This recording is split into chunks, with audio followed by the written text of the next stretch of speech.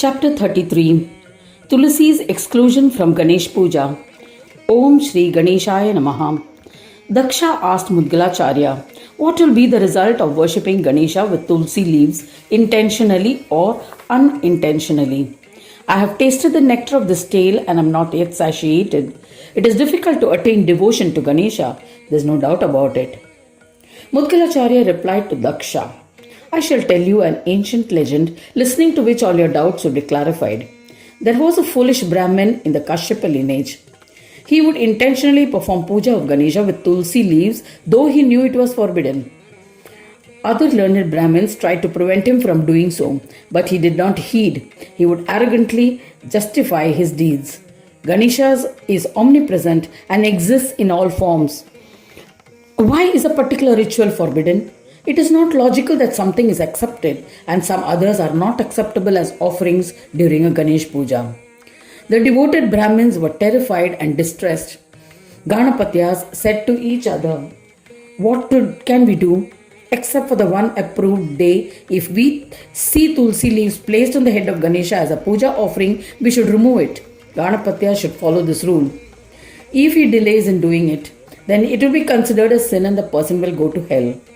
Let us think about what can we do about this evil Brahmin.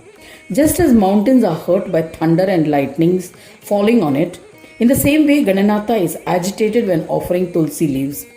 Then all Brahmins expelled the stubborn Brahmin from the Ganesha temple.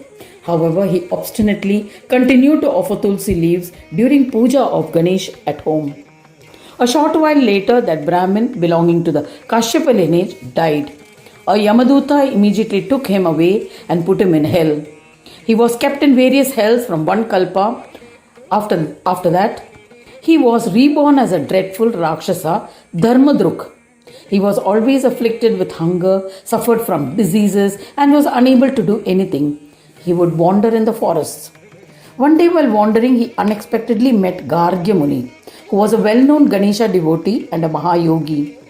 Seeing the Muni, the Rakshasa ran towards him with intention of consuming him. When Gargya Muni saw this, he chanted a Ganesh mantra and sprinkled some water sanctified by the mantra of Ganesha on the Rakshasa. By the touch of that holy water and the darshan of Gargya Muni, the Rakshasa remembered his past life. As a result, he became sad. He wept profusely and wailed in grief. He performed pranams to the Muni.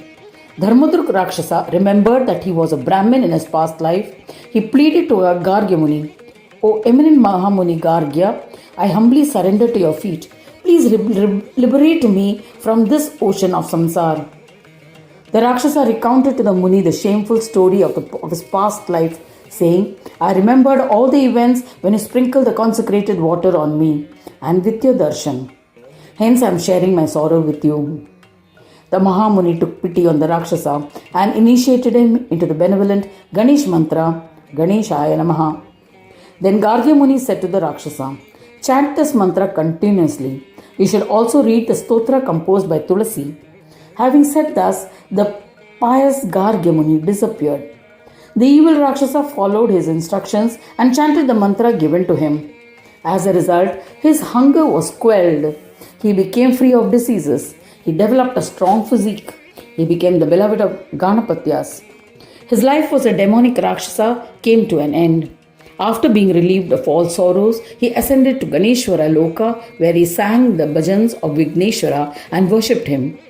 I have narrated the legend of why tulsi leaves are forbidden as an offering in Ganesh Puja. A man who worships Gananatha with tulsi leaves will become an outcast and destitute. There is no doubt about it. His lineage will not progress, all wealth will be depleted, he will suffer from diseases, and in the end he will go to hell. Do not touch such a person. If by mistake one encounters him, have a bath wearing the clothes in which he was touched in to avoid becoming a sinner. One should not take the name of such a man. What more can I say? Know that such a person is an embodiment of sin. I have narrated this legend as required. Now what more are you eager to listen to? Please tell me. Thus ends the 33rd chapter titled Tulasi's Exclusion from Ganesh Puja in the 5th Khanda of the Purana Upanishad, Srimad Mudgal Puran, describing the legends of Lambodara, dedicated to Sri Gajanana, End of chapter 33.